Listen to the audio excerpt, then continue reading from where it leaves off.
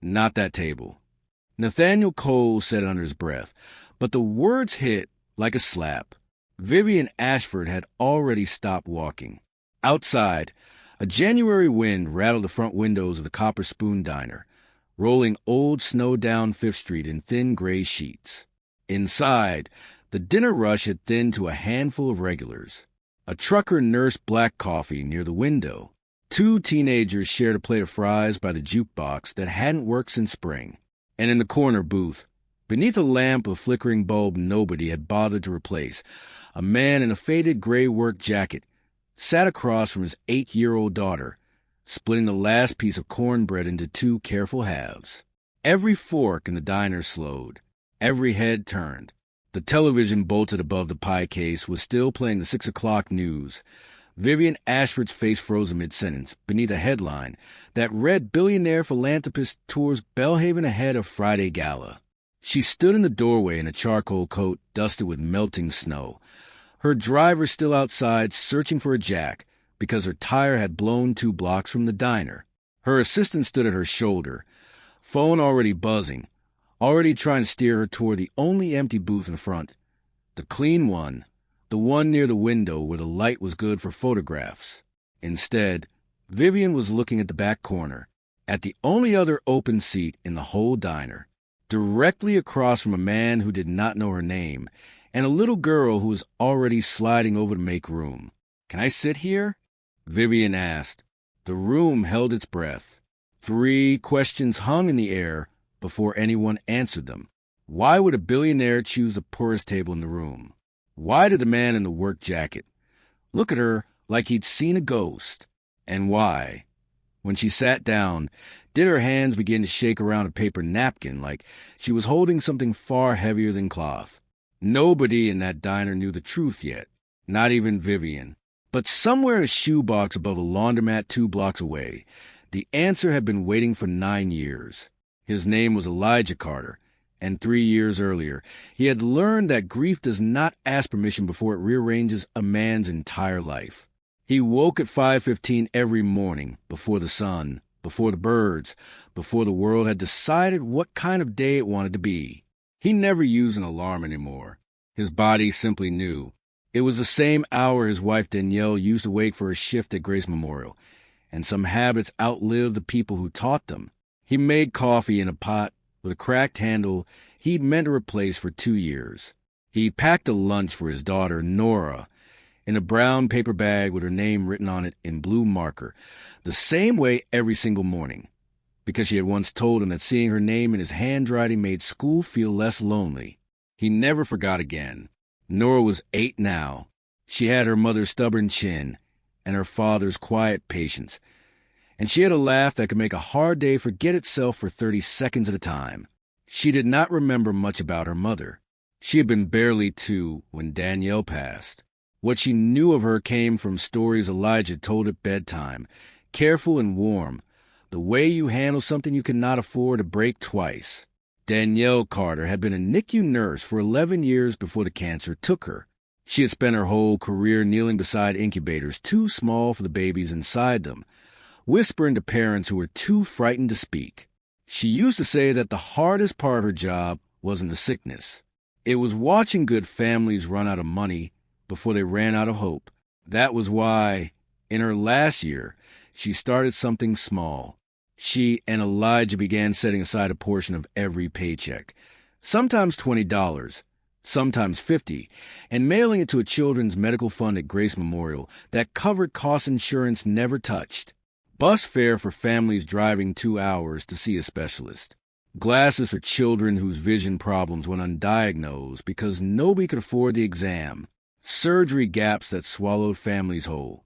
They never signed their full names.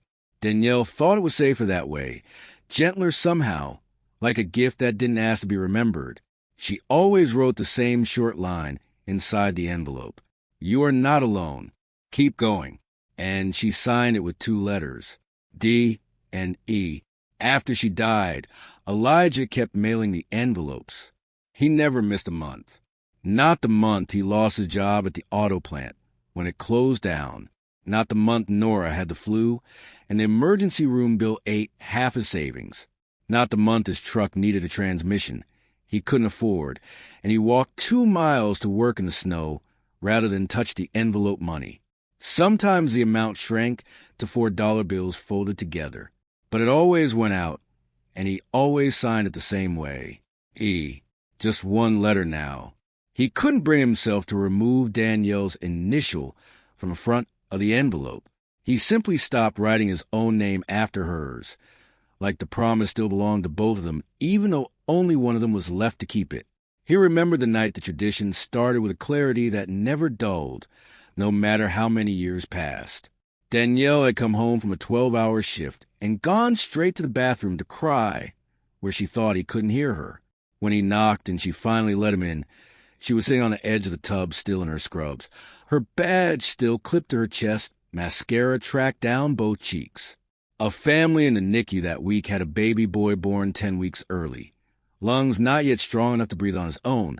A specialist 3 states away who could help but an insurance gap that left the family $6,000 short of the transfer. The mother worked 2 jobs. The father had been laid off the month before. Danielle had watched them sit in the family lounge doing math on a napkin. The same kind of math Elijah himself would do at that same kitchen table 2 years later after the plant closed. Numbers that never came out even no matter how many times you ran them. "I can't fix insurance," Danielle had said that night, wiping her face with the back of her hand. "I can't fix the system. I can't even fix my own paycheck. But I can't just watch it happen and do nothing either, Eli. I can't." They didn't have much to give. $20 that week, borrowed against groceries they stretched thin for the next 10 days. Danielle wrote the note herself, sitting at the same kitchen table, her handwriting careful and deliberate, like she was choosing every word away exactly as much as it needed to. "You are not alone. Keep going. The world will need what you see." She didn't sign her name. She signed 2 letters instead, D and E, because she said it should belong to both of them, to the marriage, to the promise, not just to whichever one of them happened to be the one licking the envelope shut that particular month. That baby boy made the transfer. Danielle never learned what happened to him after that, whether he grew up healthy, whether he ever knew a stranger's $20 had bought him the specialist visit that mattered. She used to say that not knowing was part of the gift. If you need to know how the story ended to feel good about giving, she told Elijah once, you weren't really giving. You were investing and waiting on a return. Nobody at the Copper Spoon knew any of this. To them, Elijah Carter was just a quiet cook who showed up at 4 every afternoon, worked the grill until close, and never once raised his voice even when the fryer caught fire or a customer sent back a burger for the 3rd time. He drove a truck with 1 rusted fender. He rented the small apartment above Ferris Laundromat on 5th Street. He walked Nora to school every morning that the truck wouldn't start, which was more mornings than he liked to admit. Before the diner, there had been the auto plant. Elijah had worked the assembly line for 6 years, long enough to know every sound the machinery made and which ones meant trouble before the safety lights ever caught up. He'd been good at it. Steady hands, sharp eyes, the kind of worker a foreman never had to check on twice. When the plant announced its closure 2 years after Danielle passed, cutting 300 jobs in a single afternoon meeting that lasted less than 10 minutes, Elijah had walked out to his truck in the parking lot and sat there for an hour without turning the key, doing math in his head that never came out even no matter how many times he ran it. He applied to 11 places in 2 weeks. Most never called back. One manager, a heavy-set man at a warehouse 2 towns over, looked at his resume, looked at him, and said the position had just been filled, even though the listing stayed up online for another month. Elijah didn't argue. He'd learned a long time ago which battles were worth the breath, and which ones just cost you more than they'd ever give back. He took the job at the Copper Spoon instead, a fry cook position that paid less than half what the plant had, because Odessa didn't ask him to explain the gap in his resume. She just asked if he could start Monday. He never told Nora about the warehouse manager or the 11 applications, or the nights he sat at the kitchen table after she'd gone to bed, staring at bills spread out like a losing hand of cards.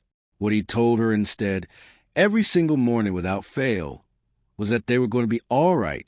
He said it so often and so plainly that Nora had grown up believing it the way other kids believed the sun would rise, not as a hope, but as a fact of the world that simply happened to be true because her father said so. It was not always true. There were months it barely held together. But Elijah had decided, somewhere in a year after Danielle died, that his daughter would never once look at him and see a man who had given up, even on the nights when giving up would have been so much easier than getting up at 5:15 and doing it all again. What the town saw was a man getting by. What they didn't see were the envelopes, the empty seat at the kitchen table where his wife used to sit, or the quiet, stubborn kindness he had decided, without ever announcing it to anyone, to keep alive in her name for as long as he had breath to do it. Odessa Miller had owned the Copper Spoon for 26 years, long enough to have watched 2 generations of Belhaven grow up in its booths, long enough to know exactly which regulars needed extra ketchup, and which ones needed someone to simply ask how they were doing and mean it. She had hired Elijah 3 weeks after the plant closed, back when half the men in town were walking into diners and gas stations with resumes clutched in shaking hands, praying somebody would look past the gap where a steady job used to be. She never asked him to explain himself. She looked at his application, looked at the tired set of his shoulders, and said only, "Can you start Monday?" It was the kindest sentence anyone had said to him in weeks, and he never forgot it. In the years since, she had become something closer to family than employer, the kind of woman who kept a booster seat behind the counter for Nora without being asked, who slipped an extra biscuit into his to-go bag on the nights she knew money was tight, who never once made him feel like charity for accepting it. That Tuesday evening had started like every other. Elijah's shift didn't begin until 4. So he picked Nora up from school, walked to the 6 blocks home in her mismatched mittens, and let her do homework at the diner's back booth while he prepped the grill. Miss Odessa, the diner's owner and only waitress most nights, had a soft spot for Nora and always saved her a corner of pie crust, the part nobody else wanted, calling it the good part like it was a secret between them. It was Odessa who noticed a black SUV pull crooked into the lot outside, its tire blown flat against the curb, snow already collecting on the hood. It was Odessa who saw the woman step out in a coat that cost more than the diner's monthly rent, and it was Odessa who muttered under her breath, "Well, would you look at that?" as the whole restaurant turned to watch a face they recognized from the evening news walk through their front door, looking for nowhere in particular to sit. There was only one open booth. It happened to be the one across from a cook on his dinner break and his daughter spelling homework. Nobody in the Copper Spoon knew it yet, but the next 90 minutes were about to answer a question that had haunted Vivian Ashford for 22 years. And they were about to do it in the last place on earth anyone would have thought to look. Vivian Ashford had not planned to walk into a diner that night. She had planned a ribbon-cutting photo, a 15-minute walk through the old Belhaven Library building she intended to renovate into a community learning center, and a graceful exit before the storm got worse. Her calendar, managed down to the minute by Nathaniel Cole, had never once included the words flat tire or roadside or diner. But calendars did not control weather, and by the time her driver pulled a curb on 5th Street with shredded front tire and a highway too icy to risk a tow truck, Vivian had exactly 2 choices: sit in a freezing car for 40 minutes, or walk into the one building on the block with its lights still on. She chose the lights. Nathaniel followed her through the door, already talking, already managing, the way he managed everything about her public life. "There's a private room at the Marriott 6 blocks up," he said. "I can have a car there in 10 minutes. This is not the kind of place we photograph you in tonight." Vivian barely heard him. She was looking at the only empty seat left in the diner, across from a man in a faded work jacket and a little girl with a pencil clenched between her teeth, halfway through a spelling worksheet. Something about the scene stopped her cold. She could not have explained it to anyone in that moment, not even to herself. It wasn't pity. It wasn't curiosity about the cameras, waiting outside for tomorrow's gala coverage. It was something quieter and older, a feeling she hadn't had in years, like walking past a house and recognizing the porch light from a life she used to have. "Can I sit here?" she asked. The man looked up. He did not recognize her the way most people did. The sudden straightening of posture, the flicker of calculation behind polite eyes. He simply looked at a tired woman standing in wet shoes, holding herself very carefully, the way people do when they are trying not to fall apart in public. "It's just a chair," Elijah said, and slid his coffee cup an inch to the side to make room. His daughter didn't wait for an invitation. She scooted over on the bench and patted the space beside her like she'd been saving it all along. "You can sit here," Nora said. "My mom used to say lonely people shouldn't eat by themselves." For one unguarded second, the woman who had addressed senators, who had built a technology empire from a garage in Ohio, who had not cried in front of another human being in longer than she could remember, looked like a child had reached into her chest and touched something bruised. She sat down slowly, like the cracked vinyl booth deserved more care than the leather seats waiting for her back at the hotel. Nathaniel hovered near the table, his voice low and urgent. "Vivian, there are 2 photographers parked outside already. This is not the image the board approved for tonight." "I'm having a cup of coffee, Nathaniel," Vivian said, without looking at him, "not signing a merger." Elijah studied her for a moment. The exhaustion behind her composed face, the way her hands folded a little too tightly around the coffee cup Odessa had already poured without being asked. He didn't know who she was. He only knew the shape of someone carrying something heavy and pretending they weren't. "Rough night?" he asked. Vivian almost laughed. "You could say that." "Storm will pass," Elijah said simply, and went back to helping Nora sound out a word on her worksheet, as if a billionaire hadn't just sat down across from him with snow still melting in her hair. That was the first thing Vivian noticed about him. He didn't perform for her. He didn't lean in closer once he clocked the expensive coat, didn't angle his voice toward impressing her, didn't seem to want a single thing from a moment except to help his daughter spell the word necessary correctly. It should have felt unremarkable. Instead, it felt like the rarest thing she'd encountered in years. Nathaniel checked his watch for the 3rd time in 2 minutes, glancing toward the window where, sure enough, a photographer from the local paper had noticed the SUV and was making his way across the lot with a camera already raised. "We need to move this along," he said quietly. "The story tomorrow should be about the Learning Center, not about you eating diner food with strangers." Elijah's eyes lifted at that, calm but not soft. "She's not a story," he said.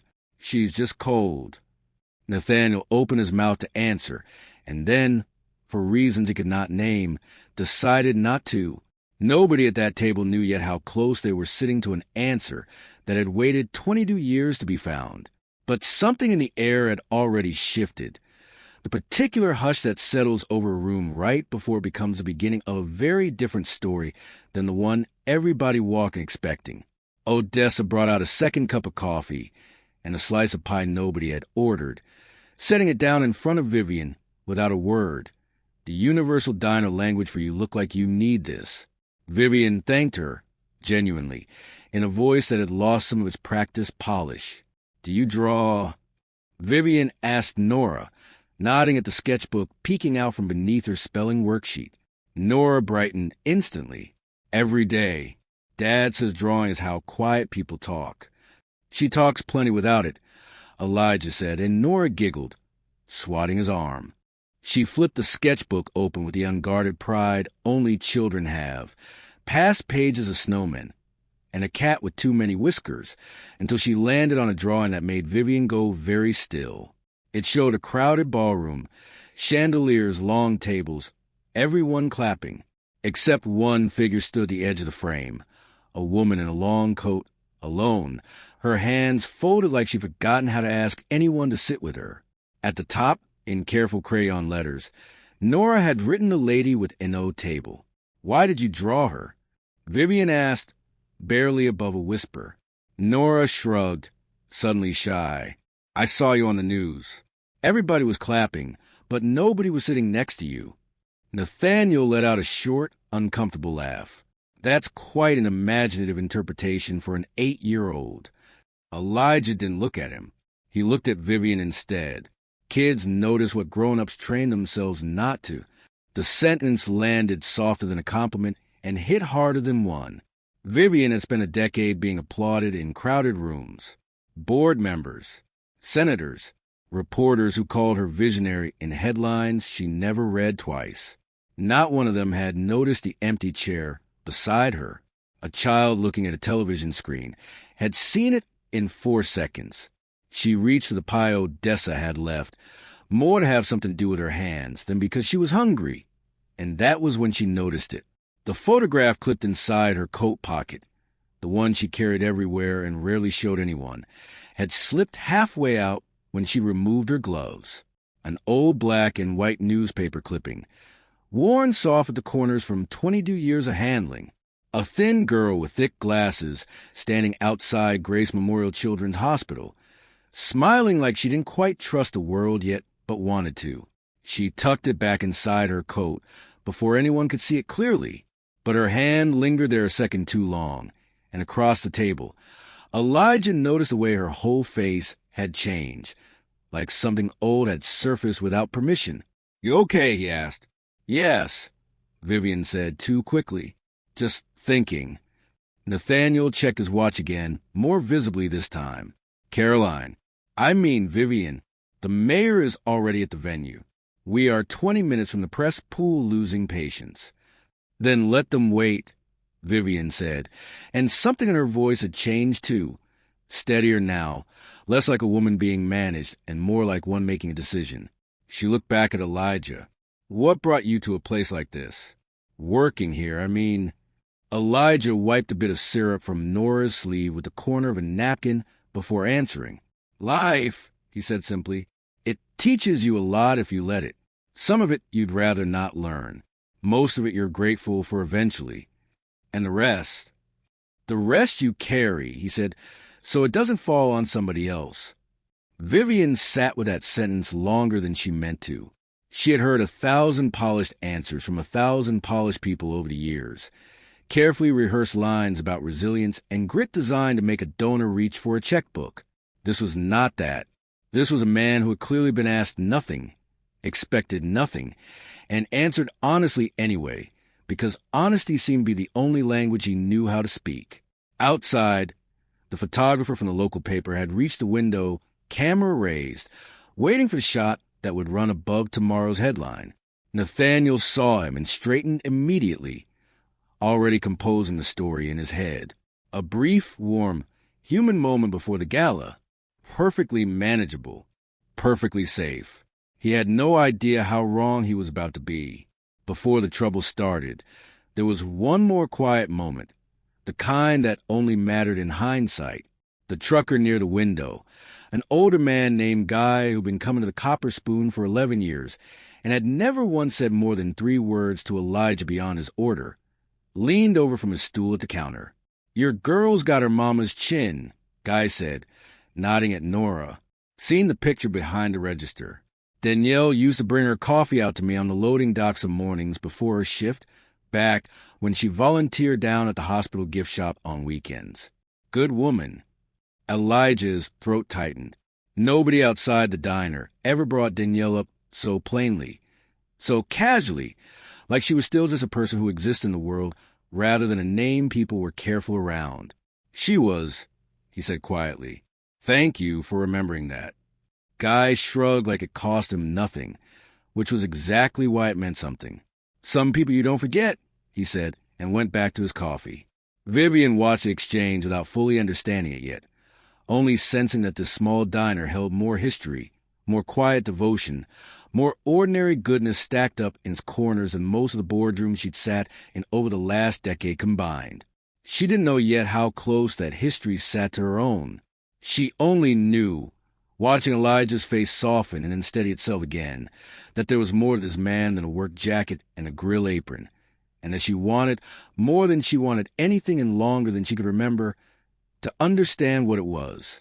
That was when Nathaniel decided the moment had gone on long enough.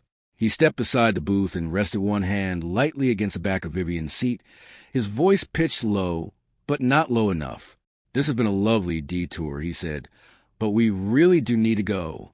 "I'll decide when we go," Vivian said. "The foundation decides," Nathaniel said, his patience thinning now. "The board decides. The donors waiting at the hotel decide. You are the face of a national campaign tonight. not a woman collecting sad stories in a snowstorm. The diner changed at that. A spoon clicked too hard against a plate.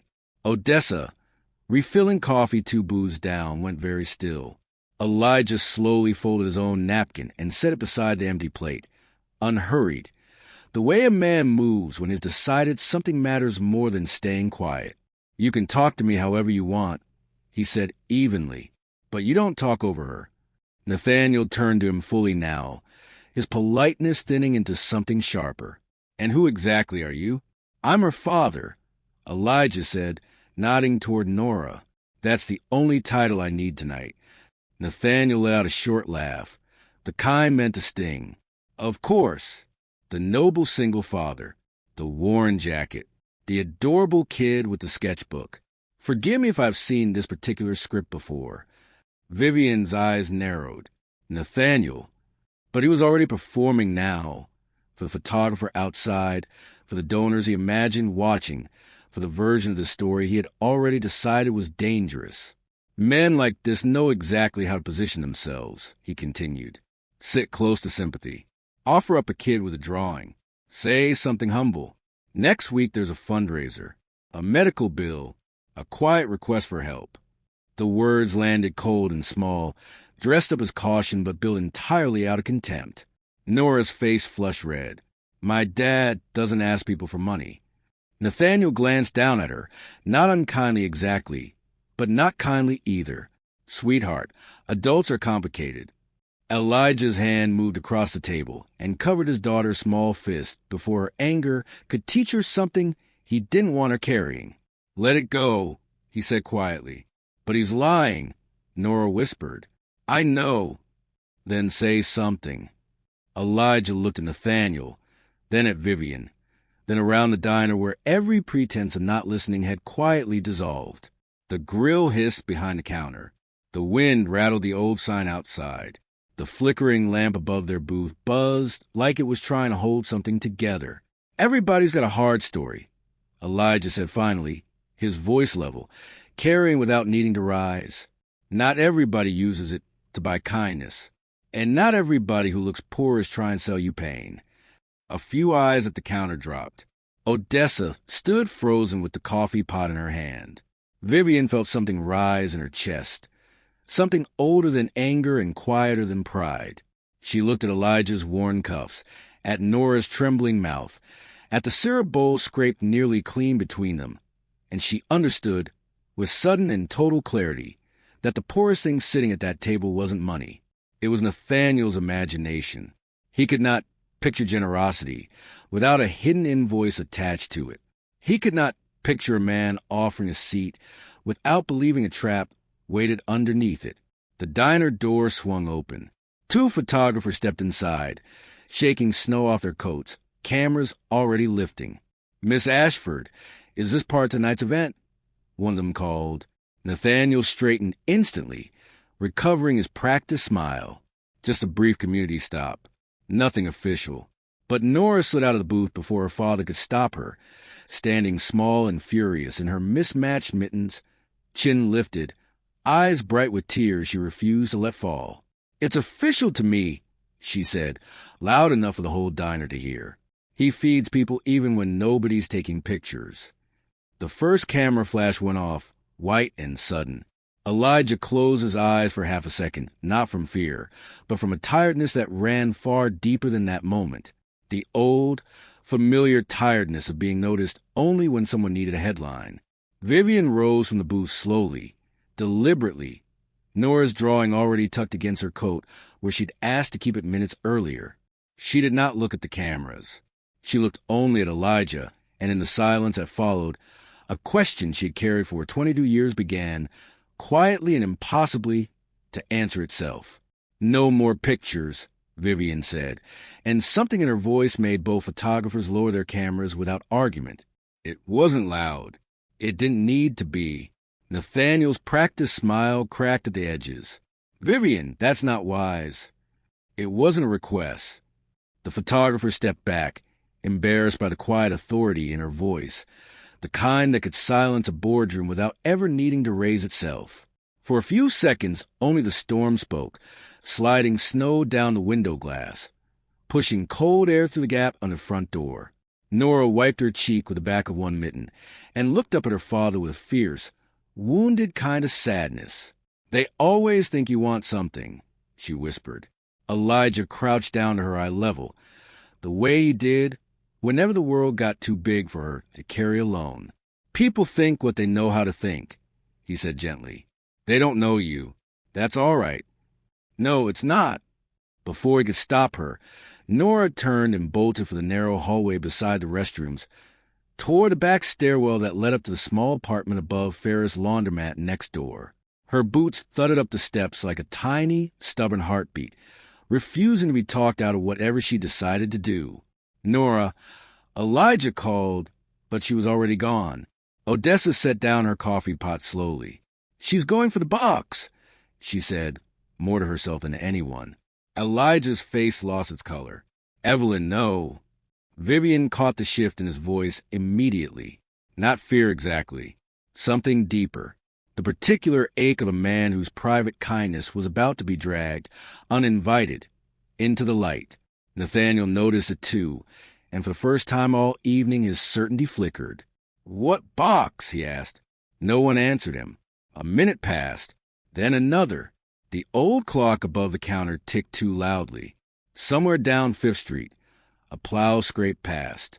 Vivian stood beside the booth with Nora's drawing pressed against her coat, feeling the strange, magnetic pull of something enormous approaching from just out of sight, the way you feel a storm before the sky actually breaks. Then Nora came back down the hallway, both arms wrapped around a dented tin box painted with faded blue flowers. It could have weighed more than 3 pounds, but she carried it like it was heavier than anything she'd ever held. "Sweetheart," Elijah said, stepping toward her, "that's not for this." Nora hugged it tighter against her chest. Mama said truth is for when lies get too loud. Elijah closed his eyes briefly. When he opened them, Vivian saw grief there and love, and something that looked almost like surrender. Nora set the box on the table. It made a small, hollow metallic sound against the worn formica. She opened the lid with careful, trembling fingers. Inside were folded receipts, old envelopes gone soft at the creases, a ribbon-wrapped bundle of letters, and, resting on top of everything, a photograph clipped from a newspaper, yellowed at the edges. Vivian's breath caught in her throat. She recognized that photograph. She had one exactly like it, folded inside her own coat pocket at that very moment. A thin girl with thick glasses standing outside Grace Memorial Children's Hospital, smiling like hope was something she'd just been handed and didn't yet trust enough to keep. Vivian's hand rose toward the photograph and then stopped hovering, as though touching it might collapse the 22 years standing between who she'd been and who she'd become. "Where did you get this?" she whispered. Elijah's jaw tightened. "It's mine," he said quietly. "It's not supposed to be anyone's business but mine." "Nathaniel," Vivian said, her voice suddenly sharp, "give us the room." "Vivian, I don't think." "Now." He backed toward the door, phone still in hand, though for once he had stopped narrating the scene to himself. The photographers had already gone, chased off by the cold and Vivian's flat refusal to give them anything more. The diner had emptied to just a handful of regulars pretending very hard not to listen. Vivian sat back down across from Elijah, slower this time, more carefully. The way you approach something you're afraid might vanish if you move too fast.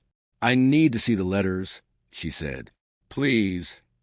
Elijah looked at the box, then at his daughter, then at the woman across from him whose hands were shaking harder than the cold outside could explain. Something in her face reminded him of every letter he'd ever mailed and never expected an answer to. He nodded once, and Nora, with the solemn ceremony of a child handing over something sacred, lifted the bundle of letters and set them gently in front of Vivian. The paper was thin and soft from handling. The ink had faded to a pale brown blue, but the handwriting moved through Vivian like a song she hadn't heard in decades and had never once forgotten. "You're not alone. Keep going. The world will need what you see." At the bottom of each one, 2 letters. D&E. Her hand began to shake harder now. She lifted a receipt from beneath the letters. The ink smudged but legible. Donor, E. Carter. Amount, $27.43. Date, December, 9 years ago. The exact winter she had nearly dropped out of school because her family couldn't afford new lenses, and the words on a chalkboard had begun to blur into meaningless shapes. "It was you," she said. So quietly it barely reached across the table. "It was you the whole time." Elijah looked away, not from shame, but from the discomfort being found after spending 9 years making absolutely certain he never would be. "It was never supposed to be about me," he said. "It was supposed to be about you having what you needed. That's all it was ever supposed to be." The diner had gone completely silent. Even Odessa didn't move, the coffee pot forgotten in her hand. Vivian held the letter against her chest the way you hold something you thought was lost forever, and the billionaire who owned towers and companies and headlines sat in a cracked vinyl booth with tears sliding down her face, staring at the tired, humble, extraordinary man who had been quietly carried her future in a blue tin box for nearly a decade, never once asking to be thanked for it. Nora watched the two grown-ups cry without fully understanding why, and reached out to place her small mittened hand over both of theirs at once, the way she'd seen her father do for strangers 100 times before, without ever knowing it would one day be her turn. "Are you happy or sad?" she asked Vivian carefully. Vivian let out a laugh that was mostly a sob. "Both," she said. "I think both, sweetheart." To understand why that answer mattered so much, you have to go back 22 years to a girl nobody expected anything from. Vivian Ashford had not always been Vivian Ashford. Back then, she was simply Vivi, a name nobody outside a group home in northern Ohio had bothered to learn properly, because children who moved to the foster system as often as she did rarely stayed anywhere long enough to be remembered by name. She was 11 years old the winter her eyesight began to fail. It happened slowly at first, letters on the chalkboard smudging at the edges, the school bus numbers blurring together at the curb. She told no one because she had learned, the hard way, that needing something in that system usually cost more than it solved. Group homes did not carry line items for eyeglasses. Foster families rotating children through overcrowded houses did not have room in their budgets for optometrist visits that weren't strictly required. By the time a caseworker finally noticed her squinting at a worksheet and flagged it, Vivi's vision had deteriorated badly enough that doctors at Grace Memorial Children's Hospital diagnosed a treatable but expensive condition, one that without correction would have left her legally blind before she turned 15. The hospital had a small charitable fund set aside for exactly this kind of gap, the space between what insurance covered and what a child actually needed to have a fair shot at a future. It was underfunded most years. That particular December, it very nearly ran dry before Vivi's file reached the top of the list. Then an envelope arrived. No return address, just a postmark from a small Ohio town, and 2 initials inside, D and E, enough money to cover the difference, and a note that read, "You are not alone. Keep going. The world will need what you see." Vivi kept that note taped inside her school folder for 3 years. She read it on the mornings foster families changed.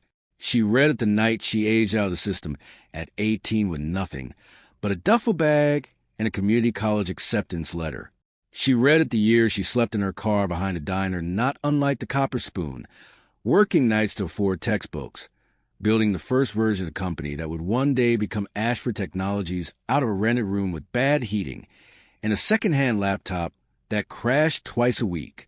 Every year after that, more envelopes came, never large, never signed with a full name, always the same 2 letters, and always the same 6 words folded inside. She never knew who sent them. She only knew that on the night she wanted most to quit, that handwriting arrived like a hand on her shoulder from someone who had never once asked to be thanked.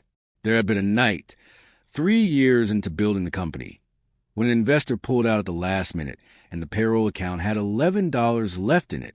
Vivian had sat on the floor of that rented office with the lights off to save on the electric bill, seriously considering whether the whole thing had been a mistake, whether a girl from a group home had any business believing she could build something that mattered.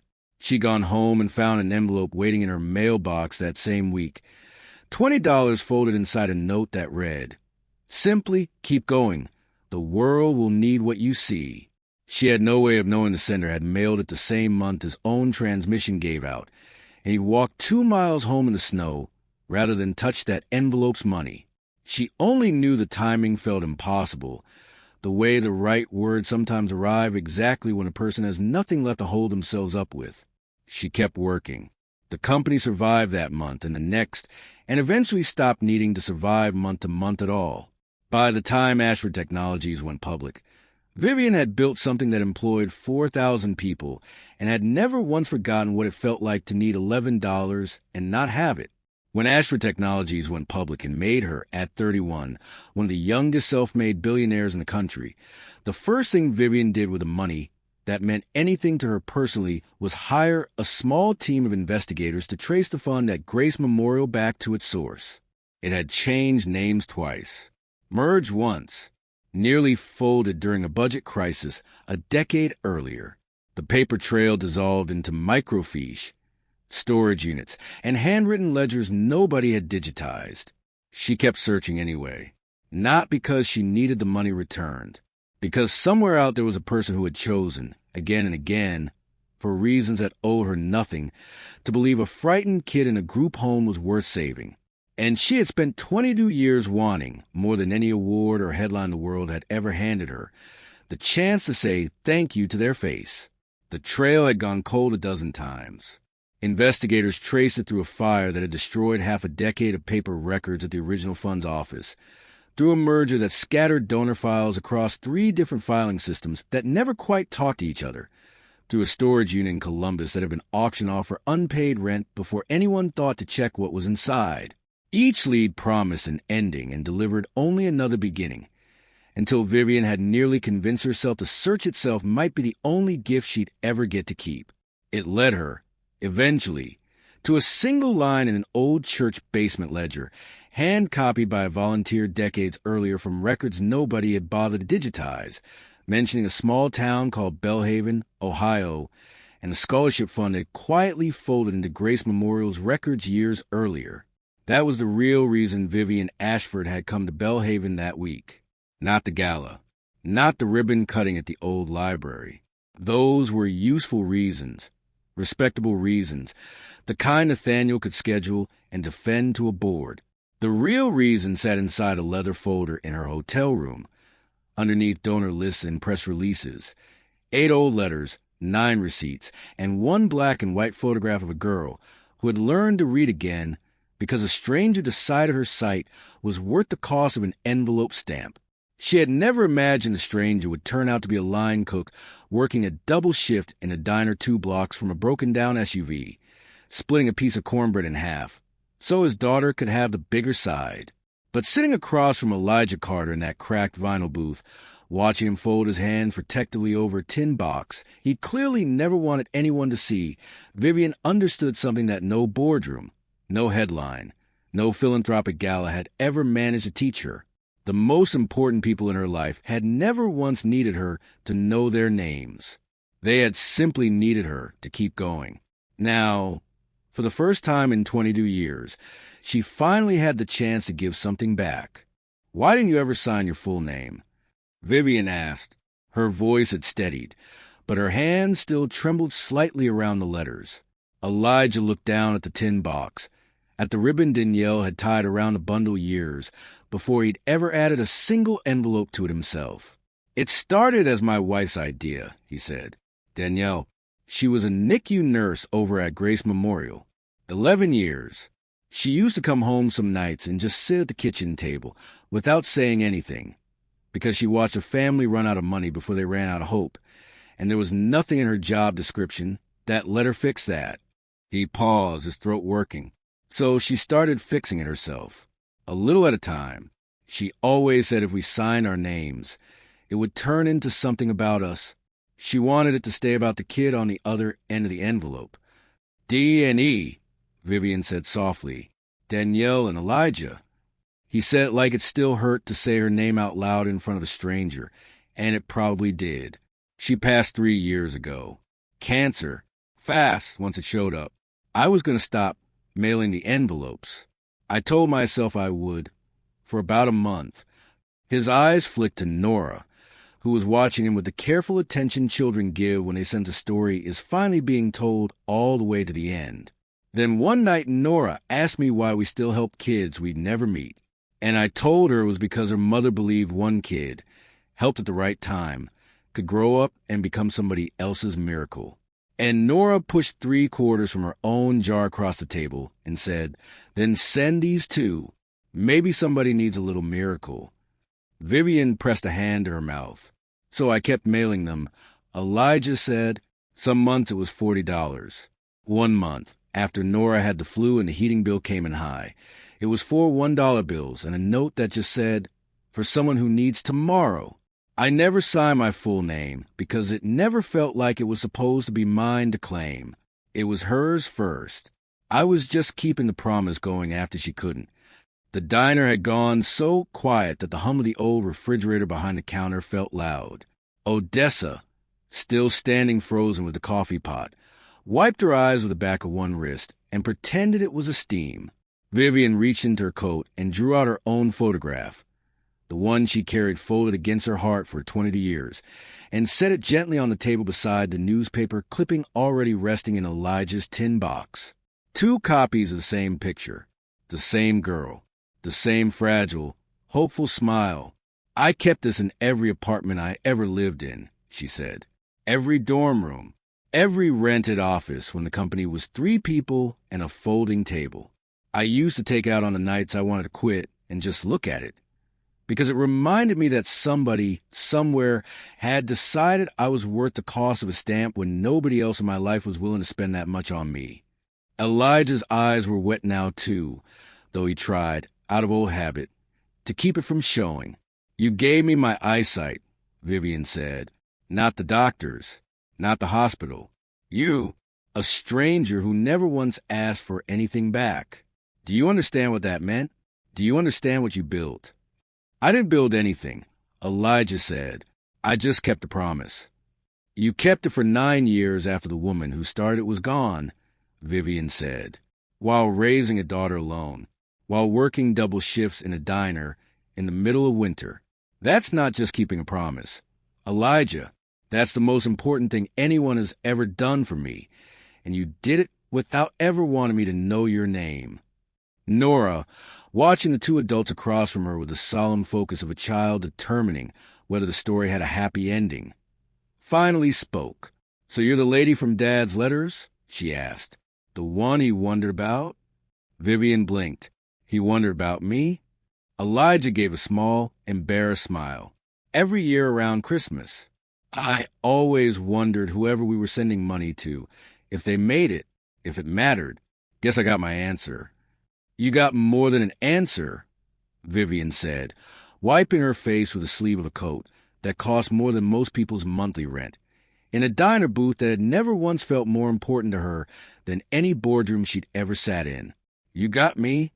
Outside, the storm had begun at last to soften, but inside the Copper Spoon, something had only just started, and every person in that diner who had witnessed it understood, without needing to be told, that this was not the end of the story. It was the beginning of the part that mattered most. Before any of that, there was a quieter moment neither of them would forget, the kind that never made it into any newspaper because it happened in the space of a single held breath. Vivian excused herself for a few minutes, walking out into the diner's small side hallway to steady her breathing against the cool wall, the tin box still cradled against her chest like something that might disappear if she set it down. Through the doorway, she could hear Elijah's voice, low and unhurried, talking to Nora at the booth. "You did good tonight, baby," he was saying, showing her the box. "I know I told you it wasn't for showing." "I know," Nora said. "But Mama said truth is for when lies get too loud, and that man was being too loud with his lying. I thought it was time." Elijah was quiet for a moment. "Your mama will be proud of you. You know that, right? Is that lady going to be sad again? Like the drawing?" "I don't know, baby. Maybe for a little while." Sometimes finding something you've been looking for a long time makes you sad and happy at the same exact time.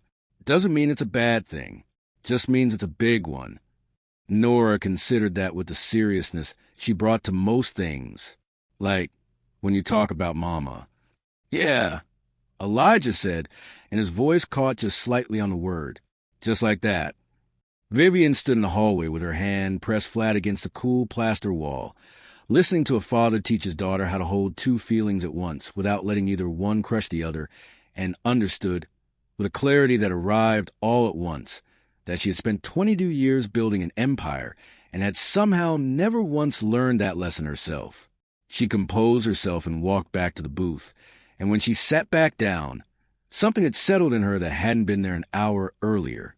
Not fully at peace. Not yet, but steadier.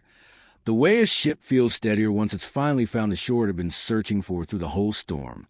The gala started in less than 30 minutes, and Nathaniel Cole, standing near the door with his phone forgotten in his hand, had the distinct feeling that whatever remained of his carefully planned evening had just quietly dissolved into something he no longer had the authority to manage. Vivian stood, folded the letters back into the tin box with a care that surprised even Elijah, and looked at him with an expression that shed every trace of the polished, camera-ready woman who'd walked through the door an hour earlier. "Come with me tonight," she said. "Both of you." Elijah shook his head immediately. "Vivian, you don't owe us anything. You don't owe me anything. That was never the point." "That's exactly where you're wrong," Vivian said. "I owe you the truth. 22 years of not knowing who to thank. And now I know, and I am not going to let you disappear back into a diner booth like this never happened. Not tonight." "I've got a shift," Elijah said, and it wasn't an excuse. It was simply true. The plain, practical weight of a life built on hours that had to be worked whether or not a billionaire needed him at a gala. Odessa, who had been listening the entire time with the coffee pot still forgotten in her hand, finally set it down. "Go on, Elijah," she said. "I'll cover the grill. Lord knows you've covered mine enough times." Elijah looked at his daughter, who was already tugging at his sleeve with wide, pleading eyes, and then at Vivian, whose hand was still resting protectively on the tin box, like she couldn't quite bring herself to let out of arm's reach. "Just for a little while," he said finally.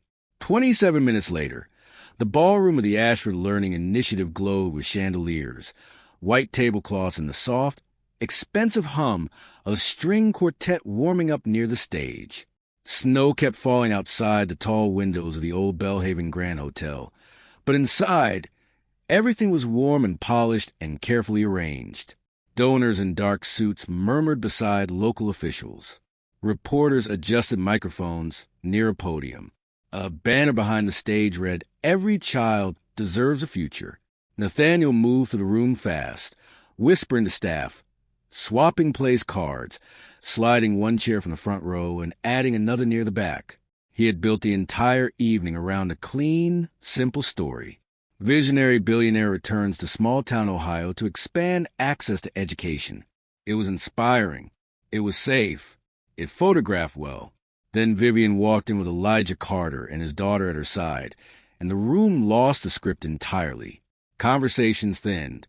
Heads turned. Nathaniel hurried over, his composure fraying at the edges. "Vivian, I had Mr. Carter seated at a side table. The optics of walking in together, tonight of all nights, are complicated." Elijah, uncomfortable under the sudden wave of tension, started to step back. "I can wait outside. This isn't my kind of room." Nora grabbed his sleeve. "No, Dad." Vivian didn't raise her voice. She didn't need to. "He walks in with me," she said. "This isn't strategy, Nathaniel. It's honesty. I'm done choosing between the two." That ended the conversation. The quartet finished its song. Applause rose politely, and Vivian stepped up to the podium beneath the warm stage lights, looking out at a room full of people who had come expecting inspiration without discomfort, generosity without confession, charity without ever having to examine who was actually paying the deeper cost of it. Nathaniel stood near the curtain, holding the evening's prepared remarks glowing on a tablet screen. Vivian glanced at the first line, then turned the tablet face down without reading another word of it. A murmur passed through the crowd. When I was 11 years old, she began, I could barely read the words on classroom chalkboard. I lived in a group home with a radiator that knocked all night and a system that had already moved me through 4 different addresses in 2 years. I had no family with savings, no name that opened doors, and very little reason left to believe the world was waiting for me to succeed at anything. The room went quiet in a way ballrooms rarely do. Then a letter came from someone I'd never met and never would meet for 22 years. It came with just enough money to save my eyesight, and 6 words folded inside it. You are not alone. Keep going. She reached into her coat and lifted the old, worn letter for the room to see. For 22 years, I searched for the person who wrote those words, she said. Her eyes moved toward the back of the ballroom, where Elijah stood near a velvet curtain in his same work jacket, trying, without much success, to disappear. Tonight, I found him. Every head in that room turned to look at the man who had, less than 2 hours earlier, been mocked in the diner as someone angling for a handout. Elijah did not move. He did not smile. He did not step forward to claim the moment. He simply placed one hand gently over his daughter's shoulder, as if reminding himself that fame was just another kind of weather passing through, and a good man didn't need to chase every storm that rolled by. His name is Elijah Carter, Vivian said, her voice steady but full. He is not a campaign photo. He is not a symbol for tonight's donor packet. He is the reason I am standing at this podium at all. Every dollar this foundation has ever raised, every scholarship it has ever funded, exists because a grieving widower in a small Ohio town decided, again and again, without ever wanting credit for it, that a stranger's eyesight mattered more than his own comfort. For the first time all evening, the ballroom was not impressed. It was silent. The silence lasted longer than applause ever would have.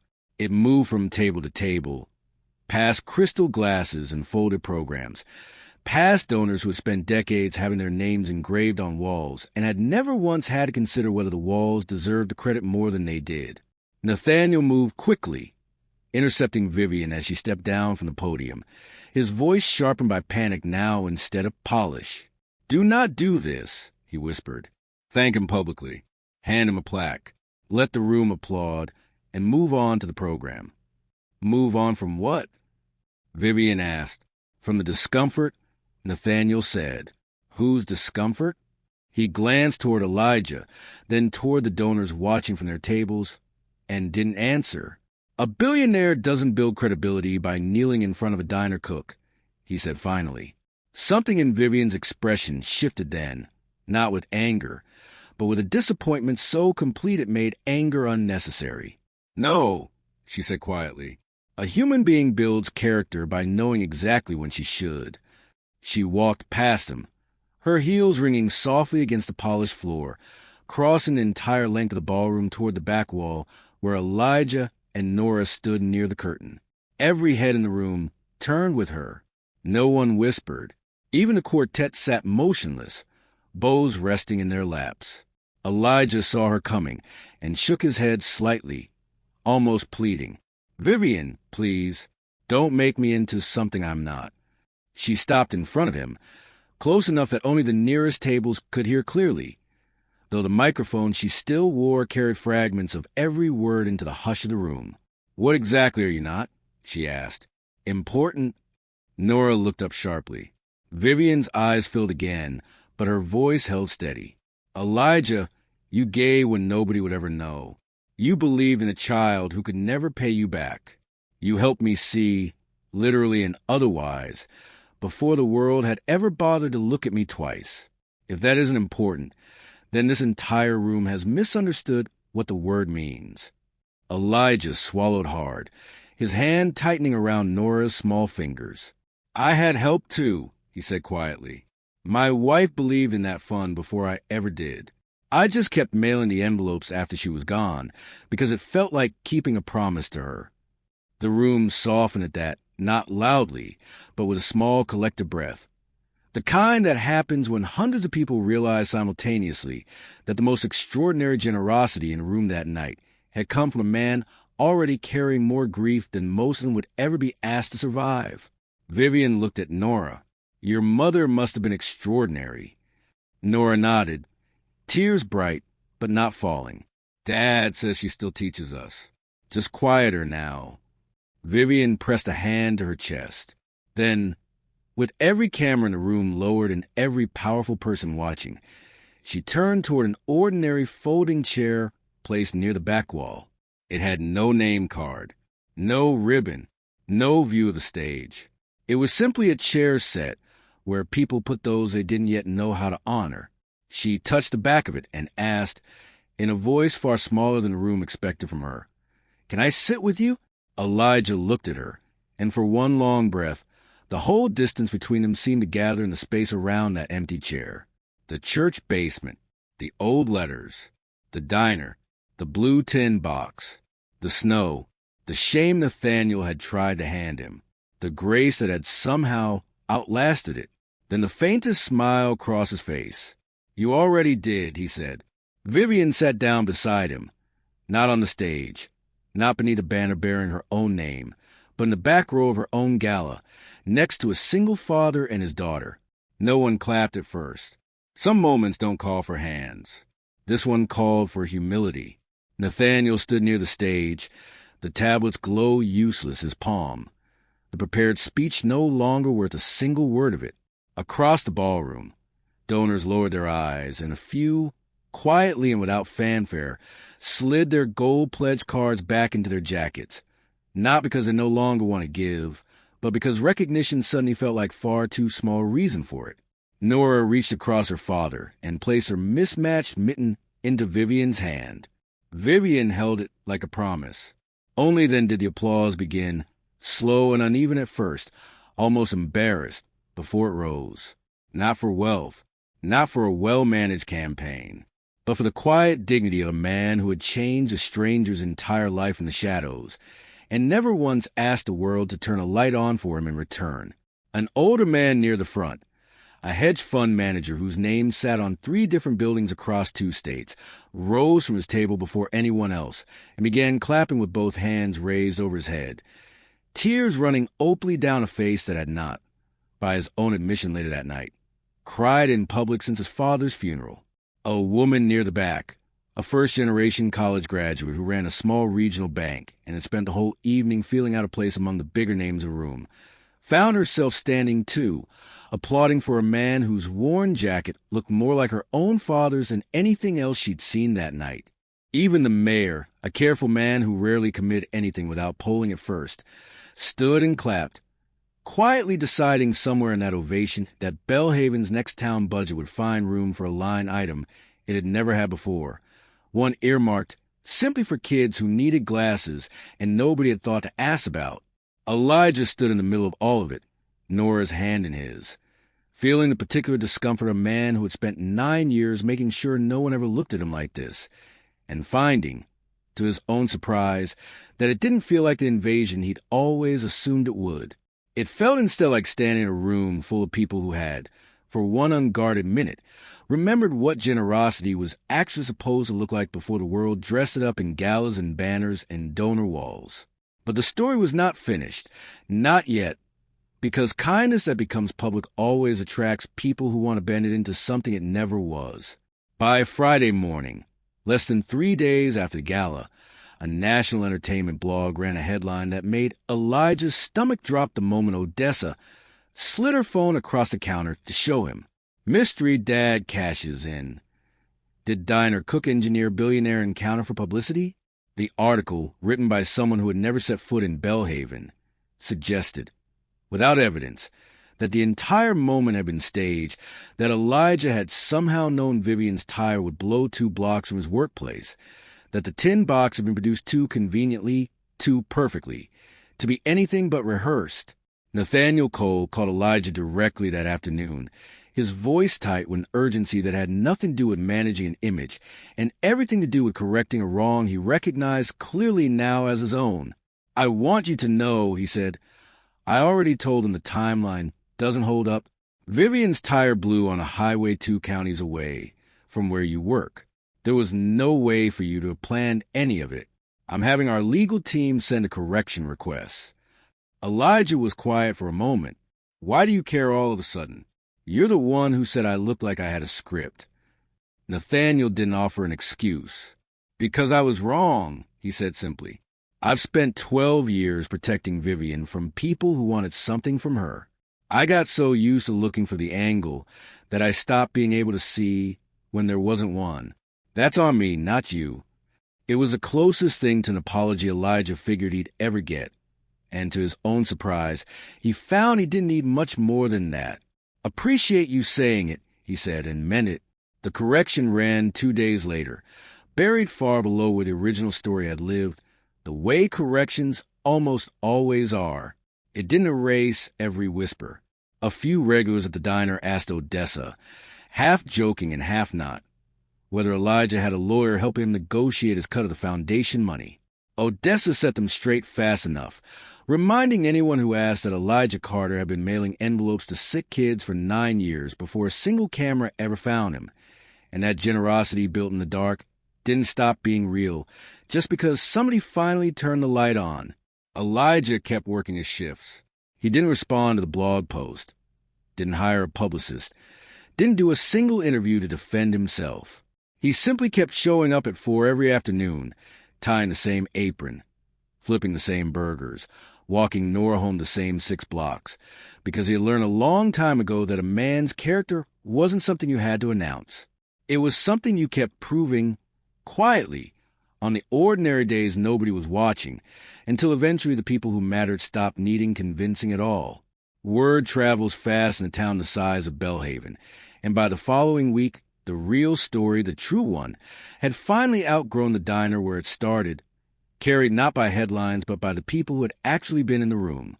The local paper ran the photograph Vivian allowed, not the one of her crying at the podium. But a simpler one Odessa had taken on her phone before the ballroom, of Elijah and Nora sharing a piece of cornbread in the corner booth of the Copper Spoon, unaware they were about to become the story of the year.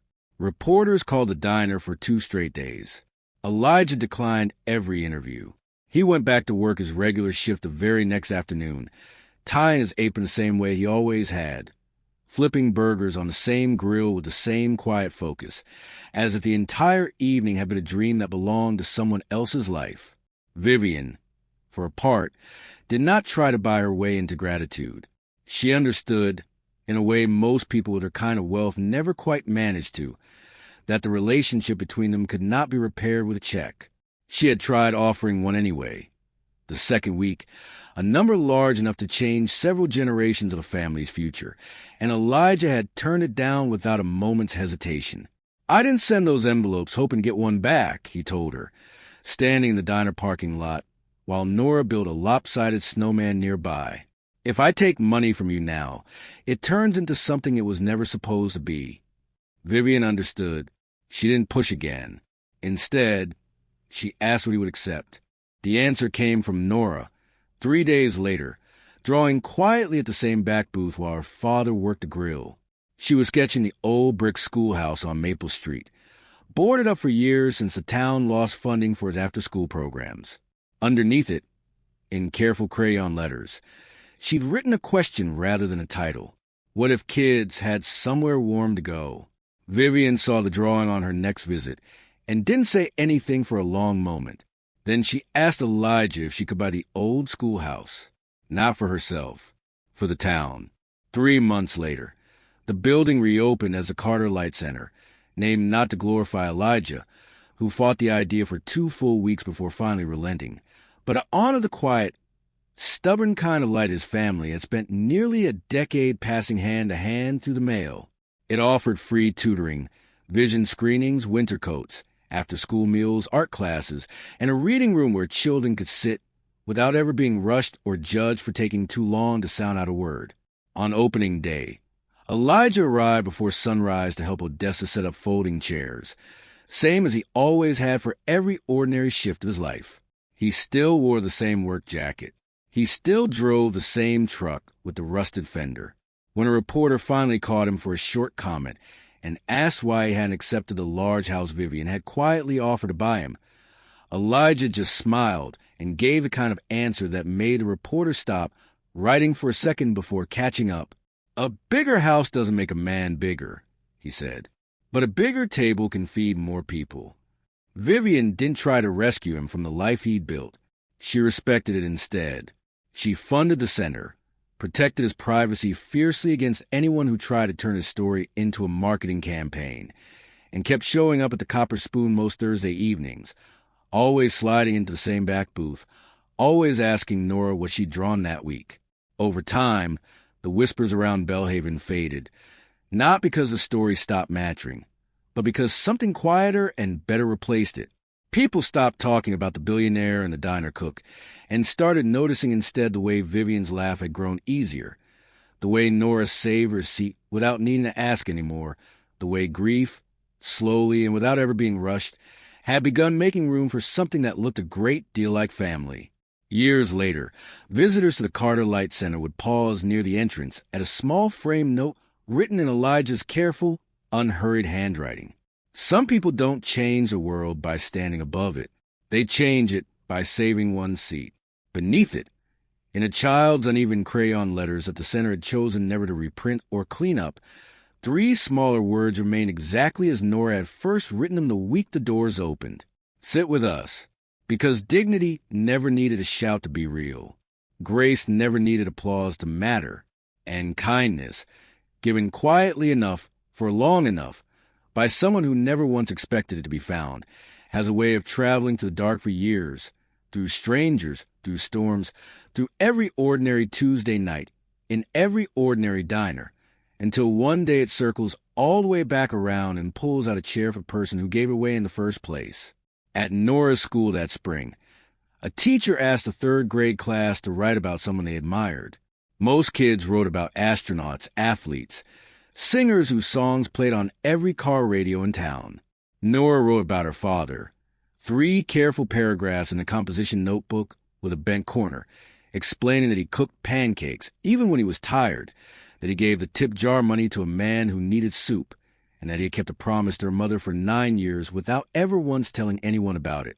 Her teacher read it twice before calling Elijah at the diner to tell him, voice thick, that in 18 years of teaching, she had never had a student write something that made her have to step into the hallway to compose herself. Elijah kept that composition notebook page folded in his wallet from that day on, worn soft at the creases the same way Vivian's old photograph had worn soft in hers. 2 people who had learned, in very different corners of the same small world, that the things worth keeping were rarely the expensive ones. On the evening the Light Center celebrated its first full year, Elijah stood near the back of the reading room, watching a dozen children bend over books at long wooden tables, watching Odessa hand out slices of pie nobody had ordered, watching Vivian kneel beside a little girl who was struggling to read a word on the page, patient in a way no headline had ever captured about her. Nora slipped her small hand into her father's, the way she always did when a room felt too full of feelings to hold on to by herself. "Dad," she said quietly. "Yeah, baby? Are we famous now?" Elijah laughed, low and warm, the kind of laugh that had been rare for 3 long years and had slowly, steadily come back to him. "No," he said, "I don't think we are." Nora thought about that for a moment, the way she thought about most things, seriously and completely. Then she smiled up at him. "Good," she said, "because you're still just my dad." And somewhere behind them, in a room full of warm light and turning pages and children who finally had somewhere to go after the school bell rang, a woman who owned towers and companies and enough money to buy 100-grand houses looked up from the table where she was kneeling, caught the moment between father and daughter, and understood more clearly than she had understood anything in 22 years, that the greatest fortune she had ever been given had never once been about the money at all. It had always, from the very first letter, been about the chair somebody was willing to pull out for a stranger who needed it. Later that night, after the last child had been picked up and the reading room lights had been switched off one by one, Elijah walked home the same 6 blocks he always did, Nora's hand in his, her sketchbook tucked under her free arm. The snow from that first storm had long since melted, replaced now by the soft green edges of a Belhaven spring. But Elijah still found himself thinking, on nights like this, about the woman who had once stood in his doorway with wet shoes and a borrowed umbrella of grief she didn't yet know how to set down. He thought about Danielle, too, the way he always did on quiet walks, wondering what she would have made of all of it. The tin box finally opened. The schoolhouse reopened in a name she never got to hear spoken aloud. He liked to believe she would have laughed. That particular laugh she saved for moments too big for words, and told him she'd known all along that a stranger's $20 could travel further than either of them ever imagined. "Dad," Nora said, tugging his hand as they turned onto Fifth Street, the Copper Spoon's window glowing warm and yellow up ahead. "Do you think Mama knows? About the schoolhouse and everything?" Elijah looked down at his daughter, at the same stubborn chin, the same steady eyes, the same quiet grace that had carried an entire family further than either one of them had any right to expect. "Yeah, baby," he said. "I think she's known the whole time." They walked the rest of the way home in comfortable silence, past the diner where it all began, past the laundromat where their small apartment waited with its cracked coffee pot and its one working lamp. Two people who had learned, in the hardest and gentlest way possible, that goodness given quietly enough, for long enough, never really disappears. It just waits, patient as a letter in the mail, patient as a chair pulled out in a diner on an ordinary Tuesday night, waiting for the day it finally gets to come home. If this story stayed with you tonight, remember the seat that was pulled out for you once by someone who never asked for anything back. And if you can, somewhere along the way, pull one out for somebody else.